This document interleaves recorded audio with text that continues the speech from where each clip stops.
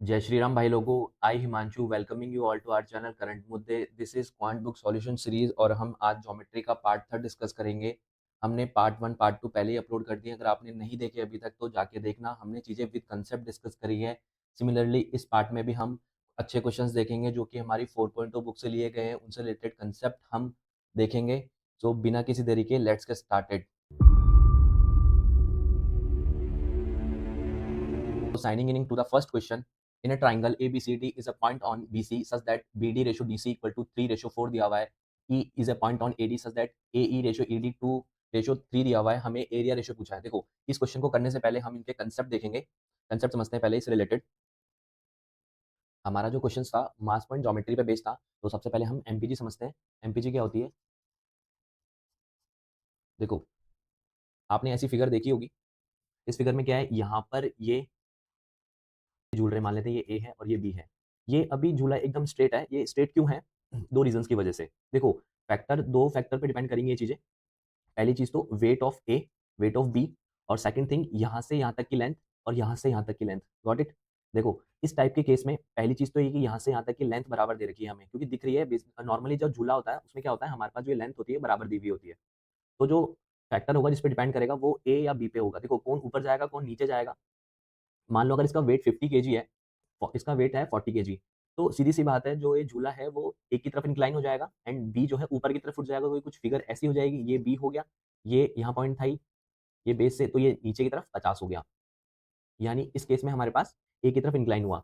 अगर मैं अपने एक नॉर्मल केस में देखूं, अगर ये वेजिंग मशीन है, अगर मैं बोलूँ कि यहाँ पर मैंने 50 केजी लगा रखा है, इधर मैंने 40 केजी अगर वेट लगा रखा है मैंने, तो क्या ये बैलेंसिंग पोजीशन में रहेंगे? नहीं रहेंगे, ये इधर की तरफ इंक्लाइन हो जाएगा। बट मैं चाहता हूँ कि ये अबैलेंस रहे, तो इसके लिए मुझे क्या करना पड़ेगा? मुझे पता है ये जो मेरे पास जो बैलेंसिंग पॉइंट है मेरे पास, मुझे इसे शिफ्ट करना पड़ेगा। तो अगर मैं इसे मान लो कि इस तरफ शिफ्ट करता हूँ, मैं इस तरफ शिफ्ट करता हूँ और मैं कहता हूँ कि इस तरफ शिफ्ट करने के बाद ये जो चीज़ है ये बैलेंस हो गई, तो मैं इसे कितना शिफ्ट करूँ कि ये बैलेंस हो जाए? पहली चीज़ तो, यानी मेरे को अगर इस चीज़ को बैलेंस करना है, अगर मैं इसको यहीं रखता हूँ तो ये बैलेंस नहीं होगी, बट मैं जैसे ही इसको यहाँ शिफ्ट करता हूँ तो ये बैलेंस हो जाती है। तो यहाँ डिपेंड क्या कर रहा है, आपका weight and the length from this point to this point. मान लेते हैं कि ये लेंथ जो है इसकी L1 है और ये वाली जो लेंथ है ये इसकी क्या है, L2 है। ठीक, अगर मैं बोलूँ कि ये L1 L2 की वैल्यू क्या है, तो L1 L2 की वैल्यू सीधा सा फंडा है, जिस रेशो में आपका वेट होगा। जैसे ये 50 केजी वेट है आपके पास, ये आपके पास 40 केजी वेट है, आपकी जो लेंथ है वो इसके अपोजिटली लेनी पड़ेगी आपको। यानी आपको ये जो लेंथ है L1 की जो वैल्यू है वो आपको लेनी पड़ेगी 4 यूनिट, और ये जो L2 की जो लेंथ है वो आपको 5 यूनिट लेनी पड़ेगी। यानी मैं कह सकता हूँ कि 50 इंटू 4 बराबर 40 इंटू 5। यानी आपका जो टोटल वैल्यू है दोनों तरफ बराबर आ रही है। यानी मैं कह सकता हूँ अगर ये M1 वेट है, ये M2 वेट है, तो मैं कह सकता हूँ कि M1 L1 जो है बराबर होगा M2 L2 के। या मैं बोलूँ कि M1 अपॉन M2 जो है वो किसके बराबर होगा, L2 अपॉन L1 के। दूसरा एग्जांपल देखो एक और।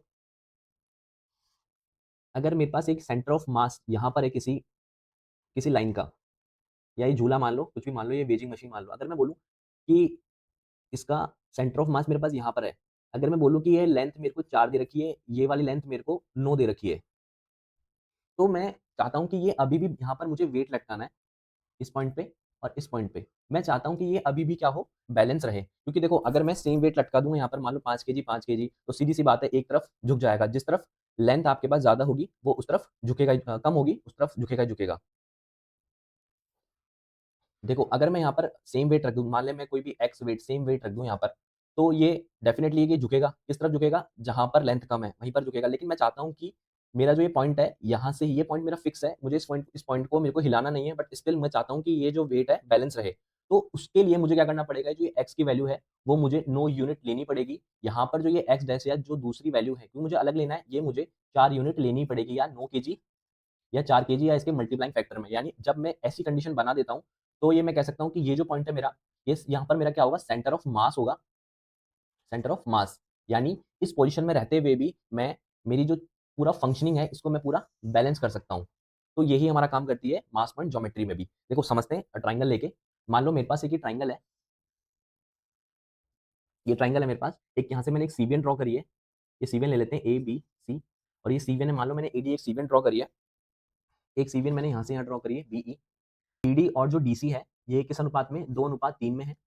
तो बीई है, ये मैं बोल लेता हूँ लेट्स सपोज 3:5 ले लेते हैं, ये 3:5 में, लेकिन ये तो कम हो गया, 5:3 ले लो, कोई नहीं, 5:3 ले लेते हैं।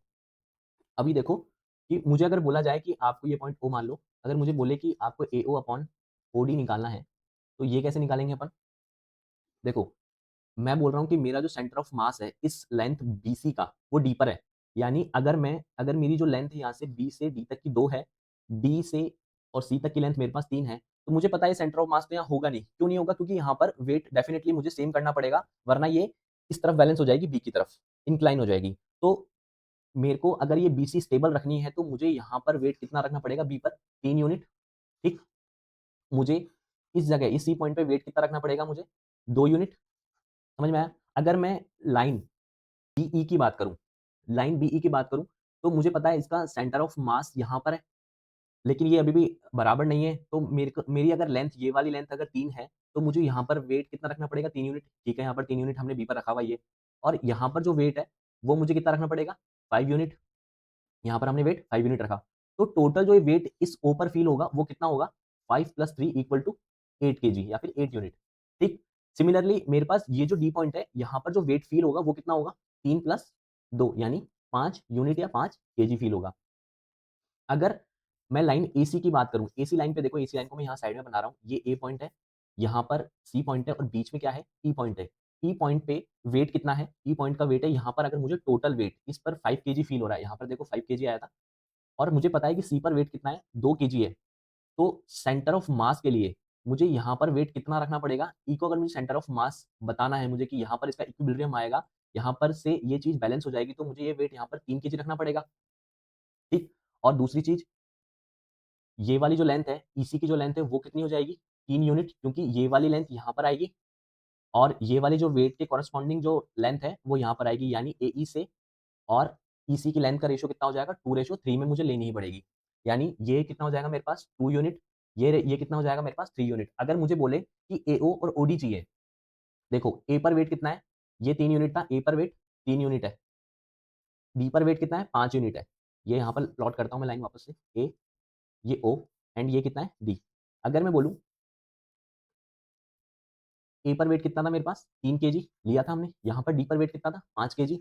तो मुझे रेशियो पूछा है एओ और ओडी का, तो मुझे पता है अगर वेट डी पर 5 है तो ये लेंथ कितनी हो जाएगी एओ वाली? क्योंकि अगर ओ मेरा सेंटर ऑफ मास है यहाँ पर, तो एओ वाली लेंथ कितनी हो जाएगी? 5 यूनिट लेनी पड़ेगी, और ये वाली जो लेंथ है ओडी, वो मुझे कितनी लेनी पड़ेगी? 3 यूनिट। तो मेरे पास एओ अपॉन ओडी कितना हो जाएगा मेरे पास? 5:3। याद रखना, हमें जब रेशियो की बात कर रहे हैं कि हमें रेशियो चाहिए, तो हम लेंथ की बात करेंगे।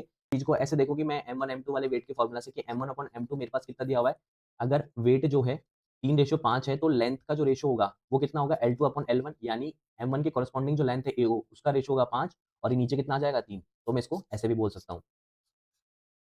और केस देखते हैं इसका, एक और केस देखो इसका। ये मेरे पास एक ट्राइंगल है ABC। अगर मैं एक सीवेंट ड्रॉ करूँ सी से, यहाँ पर ये E है, और अगर मैं एक सीवेंट ड्रॉ करूँ ए से, ये डी, ये ओ पॉइंट पे है, इनको मैं अगर वेट रेशियो में देखूँ, तो मैं कह दूँ कि अगर ये 3 यूनिट है, ये 5 यूनिट है, और ये 3 यूनिट है, और ये कह दो चलो 2 यूनिट है, ठीक है। अगर मुझे बोले कि आपको वैल्यू निकालनी है किसकी? एओ अपॉन अगेन ओडी की, तो मैं कैसे निकालूंगा? यहाँ पर देखो, मुझे ये लेंथ दी हुई है एई की 3, ई मेरा पॉइंट है यहाँ पर, जहाँ पर टोटल वेट मुझे फील हो रहा है।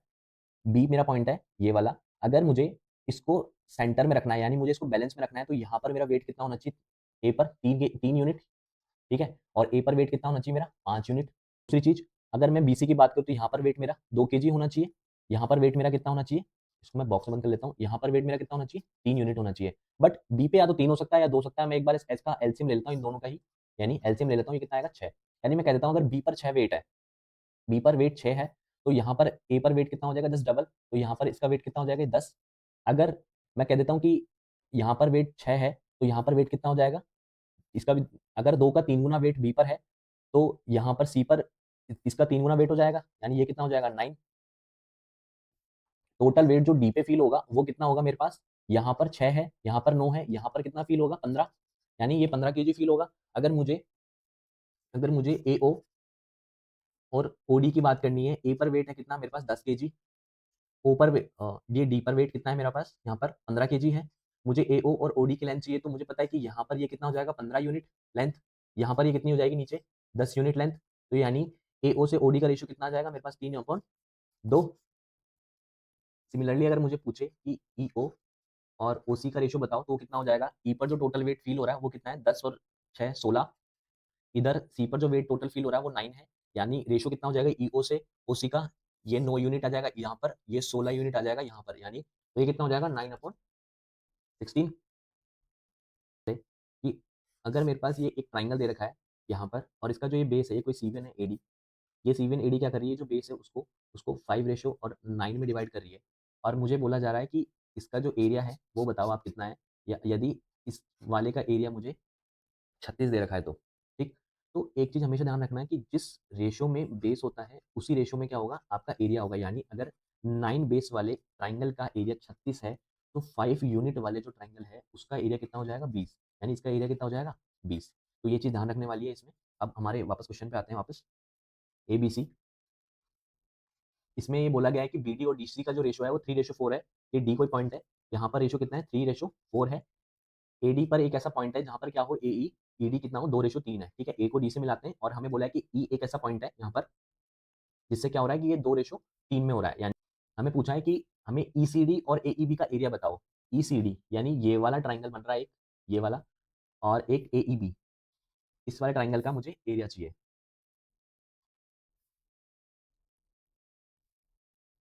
और ये ईडीसी ट्राइंगल, मुझे इसका एरिया एरिया पूछा हुआ है।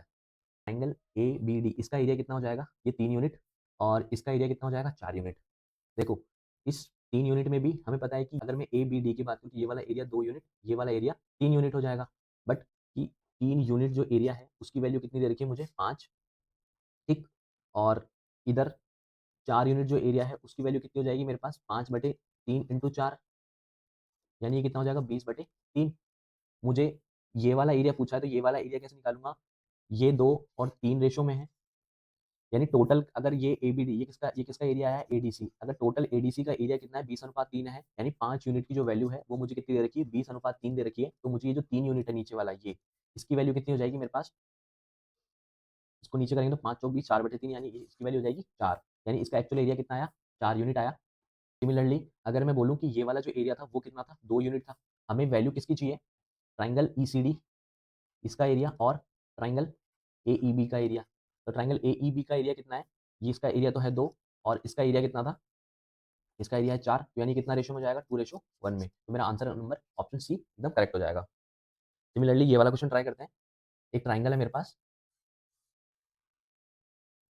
एक ट्राइंगल गिवन है एक्स वाई जेड। पी जो है एक्स जेड का मिड पॉइंट है, पी ये पॉइंट है मिड पॉइंट। क्यू जो है एक्स वाई पर एक पॉइंट है कोई, क्यू ऐसे पॉइंट है। क्यू जेड पी वाई को समद्विभाजित करता है, यानी बाइसेक्ट करता है। तो ये क्यू जेड जो है ये पी वाई को क्या करता है बाइसेक्ट करता है, यानी ये वाली लेंथ और ये वाली लेंथ बराबर है। ये हमें यहाँ से पता है, ये पी मिड पॉइंट है तो ये वाली लेंथ और ये वाली लेंथ भी बराबर है, ये भी हमें यहाँ से दिख रहा है। यानी अगर ये लेंथ की वैल्यू 1 यूनिट है, इस लेंथ की वैल्यू भी 1 यूनिट है, तो यहाँ पर जो वेट फील होगा पी पर तो 2 किलो वेट फील होगा। यहाँ पर वेट कितना हो जाएगा 1 kg, एक्स पर वेट कितना हो जाएगा 1 kg। अगर पी पर यहाँ पर वेट 2 kg है और ये दोनों सेम लेंथ पर है, तो यहाँ पर भी इस पॉइंट को अगर सेंटर ऑफ मास बनाना है तो ये वाई पॉइंट पर भी कितना होगा 2 किलो वेट होना चाहिए। हमें पूछा क्या है क्यू वाई की लंबाई पूछा है, अगर एक्स क्यू हमें दे रखा है 24, अगर ये हमें 24 यूनिट दे रखी है 24 सेंटीमीटर दे रखी है, तो हमें ये वाली लेंथ चाहिए क्यू वाई वाली। देखो अगर मेरे पास यहाँ एक्स जो है यहाँ पर एक्स पर वेट 1 kg है, वाई पर वेट 2 kg है, तो कॉरस्पॉन्डिंग जो लेंथ है वाई यानी क्यू जो एक्स होगा उसकी लेंथ कितनी हो जाएगी 2 यूनिट, ये वाली यहाँ पर आएगी 2 यूनिट, तो 2 यूनिट की वैल्यू कितनी है 24, और ये जो एक है ये इसकी वैल्यू कितनी हो जाएगी, ये क्यू वाई है, ये कितना है 1 यूनिट, तो 1 यूनिट की वैल्यू कितनी हो जाएगी 12, तो क्यू वाई की लंबाई कितनी हुई 12। ऑप्शन नंबर डी मेरा करेक्ट हो जाएगा। नेक्स्ट क्वेश्चन देखते हैं। Points A and B are on circle with center O. PAM and PBN are tangent to the circle at A and B respectively from point A outside of the circle. देखो मेरे पास एक ये circle है, यहाँ पर मेरे पास एक point P है, यहाँ से मैंने एक टेंजेंट ड्रॉ करी है PAM, मुझे ये गिवन है। दूसरी जो टेंजेंट है वो मैंने ड्रॉ करी है पॉइंट B पर, ये PBN है। ये point Q is on the major arc of AB। देखो ये तो QAB का माइनर आर्क है, ये वाला जो आर्क है ये क्या है मेजर आर्क है। यहाँ पर एक पॉइंट Q इस तरह है सच दैट QAM 58 है, QAM यानी ये वाला जो है ये 58 दे रखा है एंगल, और QBN, Q को B से मिलाना पड़ेगा, QBN जो है मेरे को कितना दे रखा है, 50 दे रखा है। ये इतना मुझे क्वेश्चन में गिवन है। हमें फाइंड क्या करना है, एंगल APB, यानी एंगल मुझे ये वाला फाइंड करना है, इसको थीटा बोल लेते हैं। देखो अल्टरनेट सेगमेंट थ्योरम मुझे साफ-साफ दिख रही है, मैं अल्टरनेट सेगमेंट थ्योरम लगा सकता हूँ। अगर एक टेंजेंट और एक कॉर्ड से बना हुआ एंगल 50 डिग्री है, तो उस कॉर्ड के दोनों वर्टेक्सेस को अगर मैं सामने वाली साइड के सर्कमफ्रेंस पे मिलाऊँ, तो वो एंगल भी बराबर होता है। यानी इन दोनों वर्टेक्स को अगर मैं आगे बढ़ाऊँ सर्कमफ्रेंस पे मिलाऊँ सर्किल के, तो ये भी एंगल जो बना है वो सेम होगा। तो QBN जो एंगल होगा वो BAQ के बराबर होगा 50। सिमिलरली ये जो एक टेंजेंट है, इस टेंजेंट और कॉर्ड AQ द्वारा जो बना एंगल है 58, सिमिलरली ये एंगल भी कितना हो जाएगा 58। अगर ये 50 है, ये 50 है, तो टोटल कितना हुआ 108। तो ट्राइंगल का जो तीसरा एंगल है ये कितना हो जाएगा मेरे पास, ये 108 हो गया, तो ये हो जाएगा 72। ठीक, हमें पता है, हमने लास्ट टाइम फिगर में देखा था, लास्ट क्लास में फिगर में देखा था हमने, अगर ये वाला एंगल थीटा है और तो ये सामने वाला एंगल कितना होता है 90 माइनस थीटा बाई 2। इसकी वैल्यू मुझे यहाँ पर 72 दे रखी है, तो यहाँ पर थीटा कितना हो जाएगा 18 इंटू 2 यानी 36। तो मेरे पास जो ये एंगल जो मुझसे पूछा है APB, ये कितना हो जाएगा 36 डिग्री। ऑप्शन मेरा C करेक्ट हो जाएगा। नेक्स्ट क्वेश्चन देखते हैं। In an equilateral triangle D is a point on side BC such that BD and BC बराबर कितना है 1:3 है। AD मुझे कितना दे रखा है 5√7 दे रखा है। साइड ट्राइंगल की पूछी है। देखो ये मेरे पास एक ट्राइंगल है, मुझे यहाँ पर D पॉइंट दे रखा है, BC पर ये ABC ट्राइंगल है, D पॉइंट है BC पर, यहाँ पर कोई AD की जो लेंथ है मुझे 5√7 दे रखी है, और मुझे BD BC का रेशो 1 और पूरी BC 3 है, तो DC कितनी हो जाएगी 2। तो हमें पूछा है कि ट्राइंगल की साइड बताओ। ठीक, हमने एक चीज़ पढ़ी थी, एक इक्विलेटरल ट्राइंगल में अगर एक C1 AD है, CBN कोई AD है, अगर इसकी लेंथ जो है x है, ये B और C है, ये ट्राइंगल की साइड A है, ये A है, ये कितना है मेरे पास B, BD जो है M यूनिट है और DC जो है N यूनिट है। तो ऐसे केस में एक्स स्क्वायर जो वैल्यू होती है वो क्या होता है A स्क्वायर माइनस MN होता है, ये हमने पढ़ा था। सिमिलरली मैं कह देता हूँ B से D तक की जो लेंथ है वो x बोल देता हूँ, तो D से C तक की लेंथ मेरे पास 2x हो जाएगी। AB मेरे पास ट्राइंगल है, इसकी लेंथ मेरे पास टोटल लेंथ यहाँ से यहाँ तक की 3x आ जाएगी। इक्विलेटरल ट्राइंगल है तो AC बराबर मेरे पास 3x आ जाएगा, यहाँ पर भी BC बराबर मेरे पास 3x आ जाएगा। यहाँ पर अगर मैं ये प्रॉपर्टी अप्लाई करता हूँ तो मेरे पास 5√7 का जो होल स्क्वायर है वो किसके बराबर आता है, 3x का स्क्वायर है 9x square minus x into 2x यानी 2x स्क्वायर, यानी ये कितना हो जाएगा 7x स्क्वायर। यहाँ पर कितना आएगा 25 इंटू 7, x बराबर मेरे पास कितना आ जाएगा 5, x बराबर मेरे पास 5 आए तो 3x इसकी साइड है, तो साइड की लंबाई कितनी हो जाएगी 15। ऑप्शन नंबर डी मेरा करेक्ट हो जाएगा। अगर यहाँ पर इक्विलेटरल ट्राइंगल आया है हमारे पास, तो इक्विलेटरल ट्राइंगल से रिलेटेड कुछ इंपॉर्टेंट उसके कंसेप्ट देख लेते हैं। मेरे पास अगर ये इक्विलेटरल ट्राइंगल दे रखा है, ये एक इक्विलेटरल ट्राइंगल है ABC, इसका एंगल हमें पता है, ये तो 60 होता है, ये 60 होता है और ये 60 होता है। ठीक, ये सबको पता है। अगर मैं इसकी हाइट की बात करूँ, मान लेते हैं इसकी हाइट कितनी है AD, इसकी लंबाई कितनी है AD बराबर कितना है h है।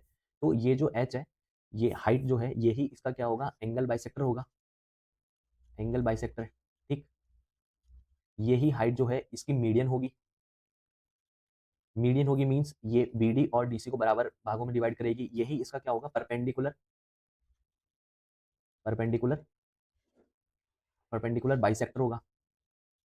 यानी ये इस पे इसको बाइसेक्ट करेगा परपेंडिकुलरली, यानी इस पे लंबी होगा ये।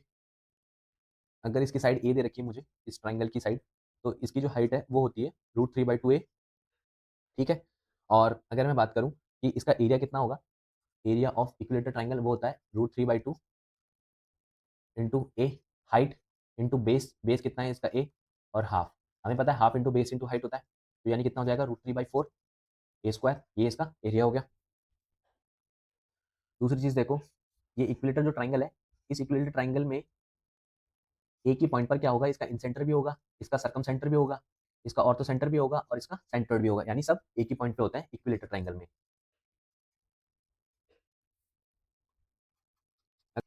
अगर मैं ट्राइंगल की बात करूं, इक्विलेटर ट्राइंगल ABC की, ये जो AD लाइन है, ये जो इसकी हाइट है, यही क्या है इसकी हाइट है, यही इसका एंगल बाइसेक्टर है, यही इसकी मीडियन है, यही इसका परपेंडिकुलर बाइसेक्टर है, ये हाइट है।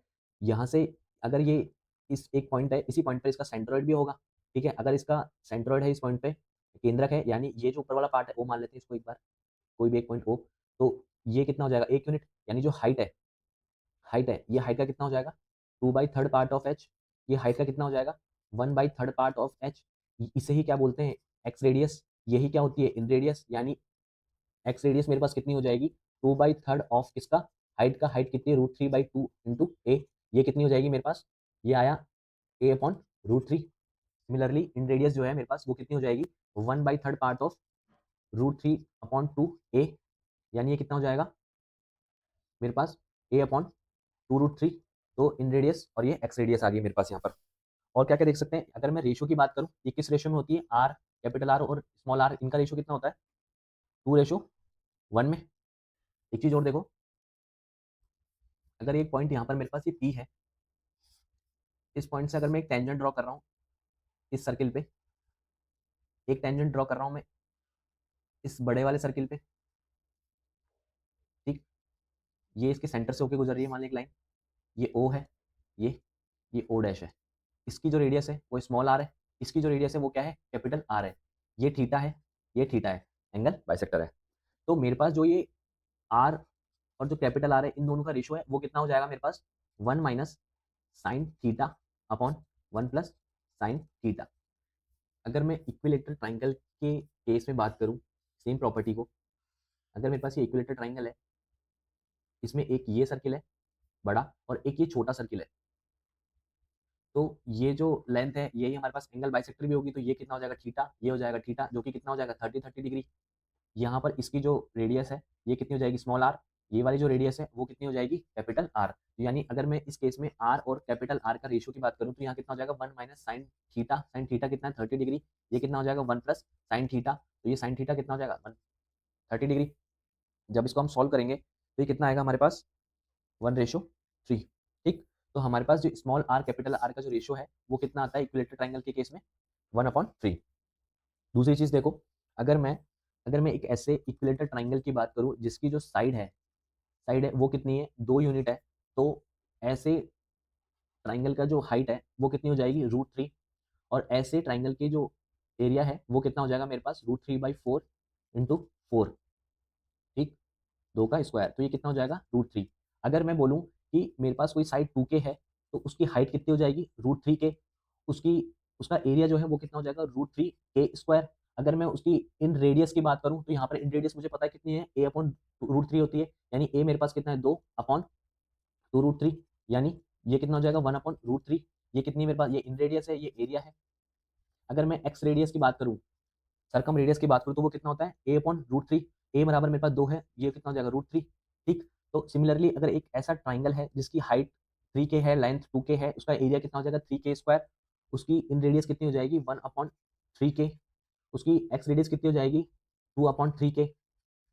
अब ये जो K है मेरे पास, इस ट्राइंगल के केस में K बराबर यहाँ मेरे पास क्या है, 1 है। अगर मैं बोल दूं कि मेरे पास एक ये ट्राइंगल है जिसकी साइड कितनी है, 6 है, तो ये किसका, ये K की वैल्यू यहाँ कितनी आ जाएगी मेरे पास, 3। तो यहाँ पर उसका ऐसा ट्राइंगल का एरिया कितना हो जाएगा मेरे पास, 3² इंटू √3। उसकी हाइट कितनी हो जाएगी मेरे पास, √3 इंटू 3। उसकी इन रेडियस कितनी हो जाएगी मेरे पास, 3/√3। उसकी एक्स रेडियस कितनी हो जाएगी मेरे पास, 2/√3, और के की वैल्यू यहाँ पर कितनी है मेरे पास, 3। तो ये उसकी हो जाएगी। अगर मैं पेरीमीटर की बात करूँ इस केस में, तो उसका पेरीमीटर कितना हो जाएगा, यहाँ पर 6, यहाँ पर पेरीमीटर कितना हो जाएगा 6K, यहाँ पर के की वैल्यू कितनी है मेरे पास, 3 है, तो यहाँ पर पेरीमीटर कितना हो जाएगा, 6 इंटू 3 इक्वल टू कितनी, 18। तो ऐसे हम कोई भी ट्राइंगल का एरिया निकाल सकते हैं या साइड निकाल सकते हैं, हाइट, जो भी हमें डेटा गिवन है हम निकाल सकते हैं, केवल हमें इतना सा डेटा याद करना है। तो ये भी इंपॉर्टेंट चीज थी, आप इसको नोट डाउन कर लेना। तो अब नेक्स्ट क्वेश्चन में बढ़ते हैं, हमारे ये इक्विलेटरल ट्राइंगल की कुछ बेसिक प्रॉपर्टीज थी, तो इसके बाद हम बाकी जो फर्दर चीजें हैं इन सेंटर एक्स सेंटर वो हम नेक्स्ट लेक्चर में डिस्कस करेंगे। नेक्स्ट क्वेश्चन डिस्कस करते हैं, point A D C B and E are को cyclic if angle A E C बराबर कितना दे रखा है, 50 degree, angle A B D बराबर कितना दे रखा है, 30 degree, what is the major angle of C B D. देखो एक ही मेरे पास सर्किल दे रखा है, यहाँ पर जो है ए डी सी बी ई को साइक्लिक है, चक्रीय है, यानी अगर ए पॉइंट ये है, यहाँ होगा डी पॉइंट, ये मान लेते हैं लेट्स से सी पॉइंट, ये कितना हो जाएगा बी पॉइंट, और ये हो जाएगा ई पॉइंट, यानी एक ही लाइन में है ये, इसी ऑर्डर में लेना है। मेरे को बोला है कि ए ई सी जो है वो है 50 डिग्री, ये ए ई सी हो गया, ये कितना है मेरे पास 50 डिग्री दे रखा है। ए बी डी मेरे को 30 डिग्री दे रखा है, ये ए को डी से मिलाया और ये बी से मिलाया, ये मुझे कितना दे रखा है 30 डिग्री, ये एंगल 30 डिग्री हो गया। What is the major angle of C B D, मुझे पूछा है सी बी और डी, ये वाला जो एंगल है मुझे इसकी वैल्यू पूछा है। देखो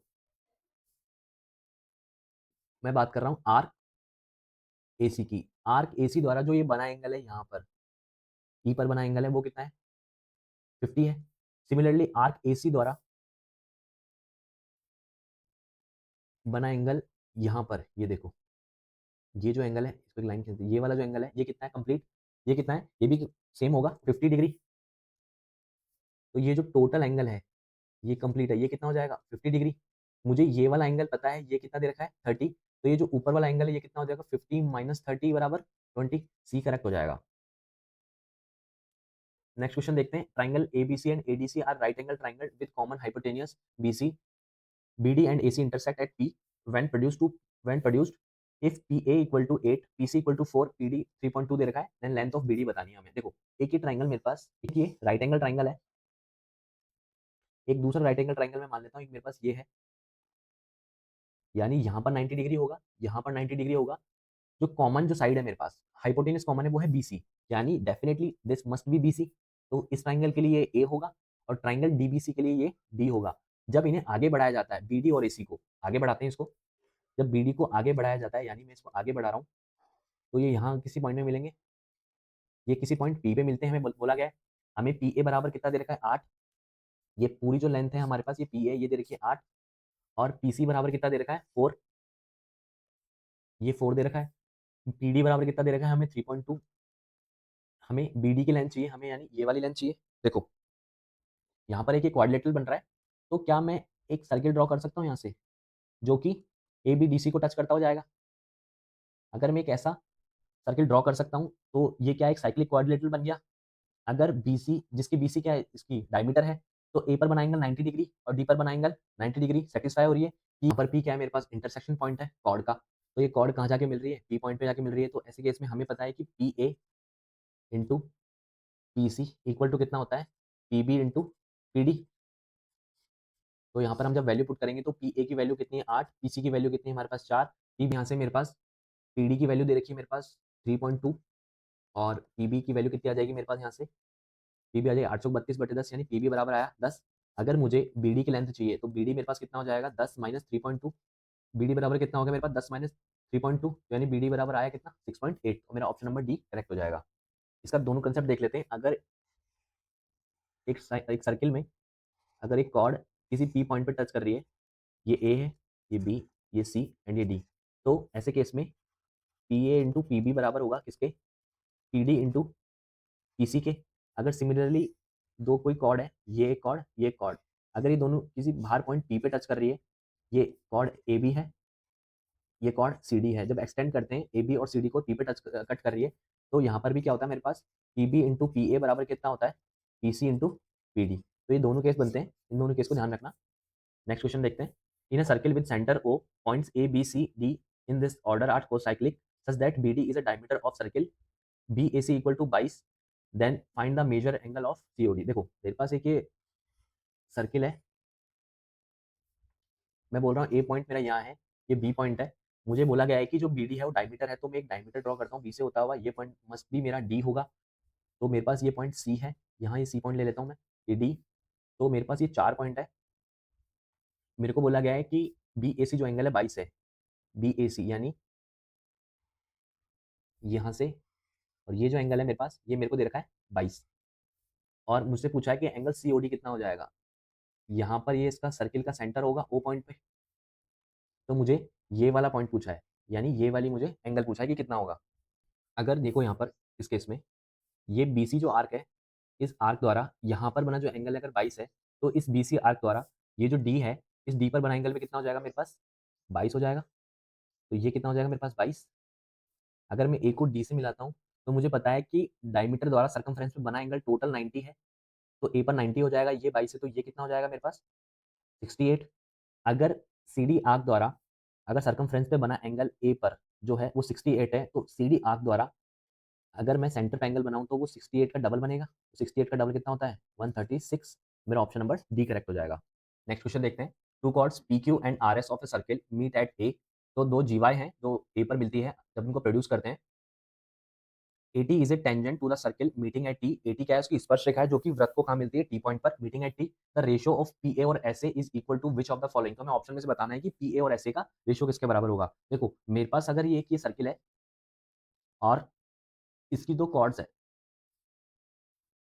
ये एक कॉर्ड और ये दूसरी कॉर्ड, यानी ये कॉर्ड PQ और ये कॉर्ड कौन सी है? RS। ये जब इसको एक्सटेंड करते हैं आगे, तो ये कहाँ मिलती है? पॉइंट A पर मिलती है। ये हमें क्वेश्चन में बोला गया है। हमें बोला है कि AT एक टेंजेंट है सर्किल की, जो कि कहाँ टच कर रही है? T पॉइंट पे। तो ये मान लेते हैं कि यहाँ पर एक ये T पॉइंट है जहाँ पर टच कर रही है। तो हमने एक चीज़ पढ़ी थी पिछले लेक्चर में कि AT स्क्वायर जो होगा, टेंजेंट का जो स्क्वायर होगा वो किसके बराबर होता है? AQ इंटू AP के। सिमिलरली A से ही यहाँ पर एक ये और छेदक रेखा जिसको बोलते हैं, ये यहाँ पर है ASR। तो यहाँ पर भी सेम होगा। AT स्क्वायर बराबर कितना होगा? AS into AR। यहाँ पर 80-80 बराबर, तो ये दोनों बराबर हो जाएंगे। अगर ये दोनों बराबर है, AQ इंटू AP बराबर है किसके? AS इंटू AR के। यहाँ से मैं क्या कह सकता हूँ कि जो AP है अपॉन S है वो किसके बराबर हो जाएगा? AR अपॉन, इसके नीचे ले आऊंगा तो AR अपॉन AQ। तो यही मुझसे पूछा है कि PA और SA है।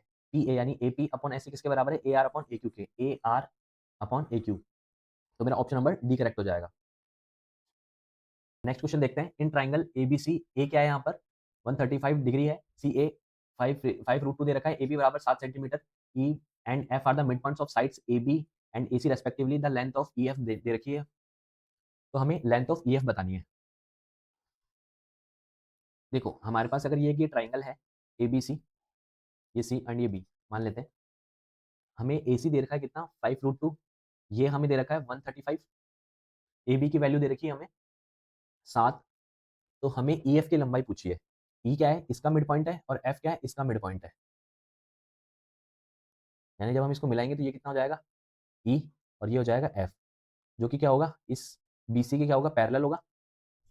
देखो हमें एक कंस्ट्रक्शन करनी पड़ेगी इस सवाल को सॉल्व करने के लिए। अगर मैं एक परपेंडिकुलर ड्रॉ करूँ C पॉइंट से, जो कि A को एक्सटेंड करने पर किसी पॉइंट A डैश पे मिलता है, तो ये कितना हो जाएगा? 90 डिग्री। ये एक स्ट्रेट लाइन है। अगर ये 135 है तो ये कितना हो जाएगा? 45 डिग्री। अगर ये 90 है 45, तो ये 45 डिग्री। अगर 90 के सामने 5 √2 लेंथ है AC, तो यहाँ पर कितनी हो जाएगी? 5। ये कितनी हो जाएगी? A डैश, ये भी कितनी हो जाएगी? 5। अगर मैं ट्राइंगल CA डैश और B की बात करूँ, तो इसके अंदर CA डैश कितनी है मेरे पास? 5 है। और एक लेंथ मेरे पास कितनी? 7 + 5, ये कितनी दे रखी है? 12। तो ये जो हाइपोटेनियस है BC, इसकी लेंथ कितनी हो जाएगी मेरे पास? 13। तो ये BC जो है वो हो जाएगी 13। और मिड पॉइंट थ्योरम से ACB में जो EF है वो क्या हो जाएगा? BC का हाफ। यानी अगर मैं BC का हाफ करूँ, 13/2 बराबर कितना होता है? 6.5। ऑप्शन नंबर ए मेरा करेक्ट हो जाएगा। नेक्स्ट क्वेश्चन देखते हैं। हमारे पास A और B द लेंथ दे रखी है टू साइड्स ऑफ ट्राइंगल कितनी? AB, और उनका प्रोडक्ट दे रखा है 24। A और B क्या है? इंटीजर्स है। How many such triangles are possible? देखो हमारे पास A इंटू B जो है, A और B का प्रोडक्ट 24 दे रखा है। हमें केस बनाने पड़ेंगे, यानी दो साइड्स का जो मल्टीप्लीकेशन है वो 24 कैसे कैसे आ सकता है। यानी अगर मैं फर्स्ट केस बोलूँ, हो सकता है कि 1 इंटू 24 से आया हो। सेकंड हो सकता है कि 2 इंटू 12 से आया हो सकता है कि 4 इंटू 6 से आया हो। और फोर्थ ऑप्शन हो सकता है कि 8 इंटू 3 से आया हो। ठीक। तो टोटल नंबर ऑफ ट्राइंगल निकालने का छोटा सा फंडा है इसमें, जो छोटी वाली जो साइड है, स्मॉलर साइड, उसका डबल करना है। यानी 1 इंटू 2 माइनस कितना करना है? 1। तो टोटल ट्राइंगल कितने पॉसिबल है? एक। छोटी साइड यहाँ पर 2 है, तो 2 का जस्ट डबल करना है, -1। यानी टोटल ट्राइंगल कितने पॉसिबल है? 3। यहाँ पर छोटी साइड कितनी है? 4। इसका मुझे डबल करना है, -1 होगा, यानी कितना होगा? 7। यहाँ से छोटी साइड कितनी है? 3। इसका डबल करके -1 करना है, यानी ये कितना हो जाएगा? 5।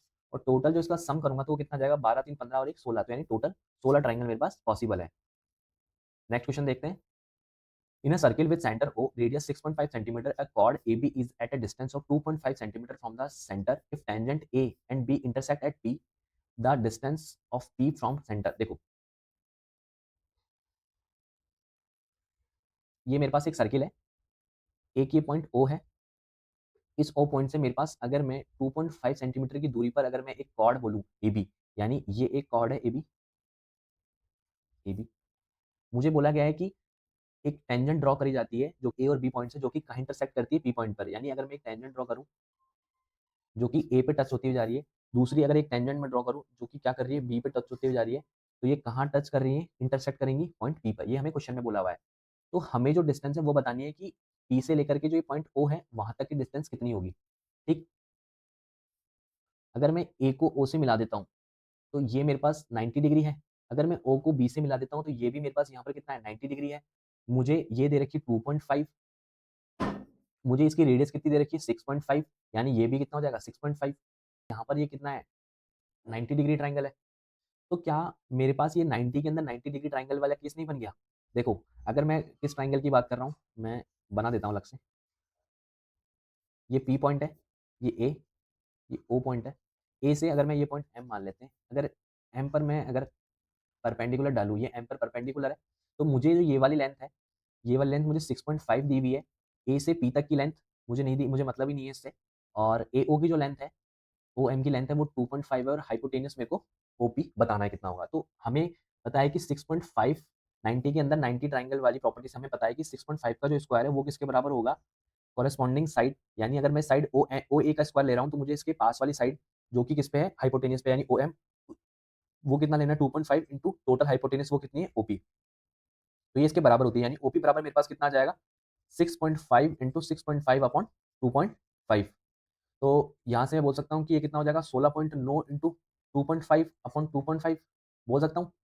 तो यहाँ से ये कैंसिल, तो ये कितना आ जाएगा मेरे पास 16.9। यानी मेरा ऑप्शन नंबर ए करेक्ट हो जाएगा। पी से ओ तक की जो लेंथ है, यानी ये जो पी ओ लेंथ है वो कितनी हो जाएगी 6.9। नेक्स्ट क्वेश्चन देखते हैं। Triangle P Q R is inscribed in a circle. एक ट्राइंगल पी क्यू आर है जो कि एक सर्किल के अंदर है। The bisector of P cuts Q R at S and the circle at T. If P R equal to 5 centimetre, P S equal to 6 centimetre and S T equal to 4 centimetre, then the length हमें P Q की बतानी है। ठीक है, हमारे पास एक ये triangle है पी क्यू आर, जो कि क्या है एक सर्किल के अंदर इंस्क्राइब्ड है। ये एक सर्किल है, ये इसके अंदर इंस्क्राइब्ड है। हमें बोला गया कि पी का जो बाइसेक्टर है, एंगल पी का जो बाइसेक्टर है वो कहाँ टच कर रहा है, क्यू आर को तो टच करता है ये एस पर, और वृत्त को कहाँ काटता है या टच करता है ये टी पर, यानी आगे तक जा रहा है ये। तो ये टी पॉइंट पे मिलता है। हमें दे रखा है कि जो पी आर है वो कितना है 5, पी एस की जो लंबाई दे रखी है वो दे रखी है हमें 6, एस टी की जो लंबाई है वो हमें दे रखी है 4। तो हमें किसकी लंबाई पूछी है पी क्यू की, यानी हमें ये निकालनी है। तो देखते हैं इसको कैसे करेंगे। तो करते हैं इस क्वेश्चन को। देखो, अगर मैं आर को टी से मिला दूं, और मैं ट्राइंगल किस किस की बात करूं, ट्राइंगल पी क्यू एस और ट्राइंगल पी टी आर की बात करूं, इसमें कुछ चीजें देखते हैं। देखो, पी आर जो आर्क है, ये जो पी आर आर्क है, इससे क्यू पर बना एंगल अगर अल्फा है, तो सिमिलरली ये जो एंगल टी है पी टी आर, ये भी अल्फा होगा। अगर ये एंगल थीटा है यहाँ पर, तो ये भी एंगल थीटा है यहाँ पर। ये जो एस एंगल है ये किसके बराबर है, इसके बराबर हो जाएगा, क्योंकि थीटा के सामने क्यू एस बराबर, इस थीटा के सामने आर टी आर बराबर, तो इसके सामने एस और आर ऑटोमेटिकली बराबर हो जाएंगे मेरे पास। तो मेरे पास ये जो दोनों ट्राइंगल है वो क्या प्रूव हो गए, सिमिलर प्रूव हो गए। अगर ये दोनों ट्राइंगल सिमिलर प्रूव हो गए, तो क्या मैं कह सकता हूँ कि इस छोटे वाले ट्राइंगल, यानी छोटा नहीं बोल सकता, पी क्यू एस जो ट्राइंगल है, इस पी क्यू एस ट्राइंगल में अल्फा के सामने अगर 6 है, तो पीटीआर ट्राइंगल में अल्फा के सामने क्या है 5 हो जाएगा बराबर। अगर मैं बोलूँ कि ये जो पी क्यू एस, पहले पी क्यू एस लेना है मेरे को, अगर पी क्यू एस ट्राइंगल में एस के सामने अगर पी आर है, तो सिमिलरली पीटीआर में आर के सामने कितना है 6 प्लस 4 10। तो यहाँ से मेरे पास जो पी क्यू मुझसे लंबाई पूछी है वो कितना आ जाएगा 12।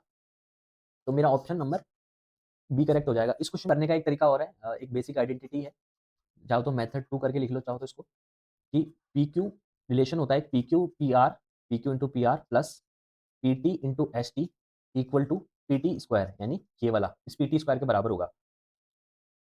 तो मेरे पास ये पी क्यू बराबर कितना दे रखा है, मान लेते हैं कि ये एक्स है, और पी आर मेरे पास है 5, तो ये कितना हो जाएगा 5x प्लस पी टी, मेरे को ये कितना दे रखा है पी टी पूरा 10, एस टी मुझे दे रखा है 4, और पी टी स्क्वायर यानी 10 का स्क्वायर। तो ये कितना हो जाएगा मेरे पास 100 माइनस ये हो जाएगा 40 इक्वल टू 5x। तो x बराबर मेरे पास यहाँ से क्या आ जाएगा 60 अपॉन 5 बराबर 12। तो मेरे पास यहाँ से भी ऑप्शन नंबर बी मेरा करेक्ट हो जाएगा। ये क्वेश्चन सिमिलर पैटर्न पे बेस्ड है, तो इसको आपको ट्राई करना, ऐसा क्वेश्चन पहले करा दिया गया है। तो नेक्स्ट क्वेश्चन डिस्कस करते हैं। Circles of radius 8 centimeter intersect each other at such that each passes through the center of other the length of the common chord बतानी है हमें। ठीक है, इसको करने से पहले ना कुछ कंसेप्ट देखते हैं इससे रिलेटेड। सर्कल, देखो अगर दो सर्कल्स है वो सिमिलर रेडियस के हैं और वो एक दूसरे के सेंटर से होकर पास हो रहे हैं, यानी एक दूसरे के सेंटर से होकर पास हो रहे हैं, ये यहाँ से, ये इसका सेंटर इसका ओ है, ये भी सेंटर हो गया। अगर ये इससे पास हो रहे हैं, तो ऐसे केस में इसका ये भी आर, ये भी आर, यानी ये क्या बन गया एक ये क्या बन गया मेरे पास, एक इक्विलेटरल ट्राइंगल बन गया। तो अगर मैं एक कॉर्ड की बात करूँ, ठीक है, अगर मैं एक कॉर्ड ड्रॉ करूँ ए बी, तो लेंथ ऑफ ये जो कॉमन कॉर्ड है A B, length of common chord A B, उसकी लंबाई कितनी हो जाएगी? देखो, ए से लेकर के और ये इंटरसेक्शन पॉइंट मान लेते हैं एम, यहाँ तक कितना होता है, इसकी हाइट है, तो इसकी हाइट कितनी हो जाएगी? √3/2 इंटू आर, और ये जस्ट इसका डबल है, उसका डबल कर दूंगा मैं, तो यानी ये कितना हो जाएगा? √3 आर। यानी जो भी रेडियस है उसका, उसको अगर मैं √3 से मल्टीप्लाई कर दूंगा, तो मेरे पास कॉमन कॉर्ड की लंबाई आ जाएगी। यानी अगर मेरे पास एक रेडियस कितनी है एक सर्किल की, 5 है, तो उसकी जो कॉमन कॉर्ड की लंबाई है वो 5 √3 हो जाएगी, ऐसे। ठीक। एक चीज़ और देखो, अगर मेरे पास एक ये सर्किल है जो कि दो पैरेलल लाइन के बीच में है, ये एक ये पैरेलल लाइन और एक ये पैरेलल लाइन, ये इसको ए पॉइंट पे टच कर रहा है, ये यहाँ बी पॉइंट पे टच कर रहा है, ये पैरेलल है इसके, ये एक दूसरे के पैरेलल है। अगर मैं यहाँ से एक टेंजेंट ड्रॉ करूँ जो कि इस पॉइंट पे टच कर रहा है, यानी सी पॉइंट मान लो, सी पॉइंट पे टच कर रहा है, ये लेंथ मान लेते हैं एम है, ये पॉइंट ये एन मान लेते हैं, ये ए एम की जो लेंथ है ए है, और बी एन की जो लेंथ है वो बी मान लेते हैं। तो ये ए है तो एम सी बी क्या होगा? ए हो जाएगी, और जो बी एन है वो भी क्या हो जाएगी? बी एन बी है तो एन सी बी बी हो जाएगी। मेरे पास ये दे रखी है आर है ही, यानी यहाँ से यहाँ तक की जो लेंथ है ये आर है ही, तो मेरे पास एक रिलेशन होता है आर बराबर क्या? ए इंटू बी का रूट, यानी R equal to root A B. तो ये आइडेंटिटी है जो मुझे याद रखनी पड़ेगी इस क्वेश्चन को सॉल्व करने के लिए। अगर मुझे सीधा अगर बोला जाए कि ए से एम तक की लेंथ अगर मेरे को 5 दे रखी है, और बी से एन तक की जो लेंथ है वो मेरे को 4 दे रखी है, जो आर बराबर कितना हो जाएगा मेरा? 5 इंटू 4 का रूट, वो कितना हो जाएगा? √20। ठीक है, तो नेक्स्ट क्वेश्चन देखते हैं। What is the area of rhombus shaped field whose side is 146 metre, one of its diagonal is 192 metre? तो इसका हमें क्या बताना है? एरिया बताना है कि रोम्बस का। देखो, मेरे पास एक ये रोम्बस है, रोम्बस में क्या होता है, ये वाली जो साइड है आमने सामने की, ये पैरेलल होती है, यानी ये वाली जो साइड है ये इसके पैरेलल होगी, लेकिन चारों जो साइड्स हैं वो बराबर होती है। अगर इसका डायगोनल D1 है, इसका डायगोनल क्या है? D2 है, यानी ये डायगोनल कितना है? D1, और ये वाला जो डायगोनल है ये कितना है? D2 है। हमें, और ये चीज़ क्या है? 90 डिग्री पे कट कर रहे हैं। हमें क्या बोला हुआ है कि एक जो साइड है उसकी भुजा भुजा कितनी है? 146 है। ये कितनी है? ए की जो वैल्यू है 146 दे रखी है, उसका एक डायमीटर कितना है? 192 है।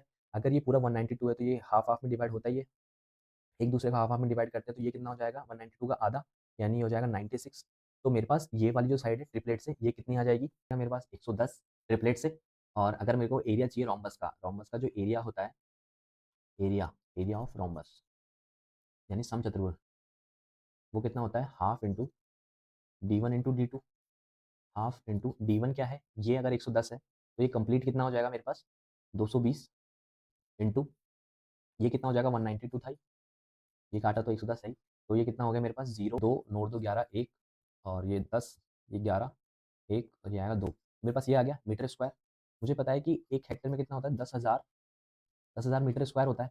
तो इसमें कितना हो जाएगा? इसको मैं 10,000 से डिवाइड कर दूंगा तो ये कितना हो जाएगा? 2.1120। तो मेरा ऑप्शन नंबर डी करेक्ट हो जाएगा। इस पार्ट में हमारे पास इतने ही क्वेश्चन थे, बाकी क्वेश्चन हम नेक्स्ट पार्ट में डिस्कस करेंगे। अगर वीडियो पसंद आए तो लाइक कर देना, चैनल को सब्सक्राइब कर देना, वीडियो शेयर कर देना अपने जो भी दोस्त हैं। मिलते हैं नेक्स्ट पार्ट में, तब तक के लिए साइनिंग ऑफ, बाय बाय।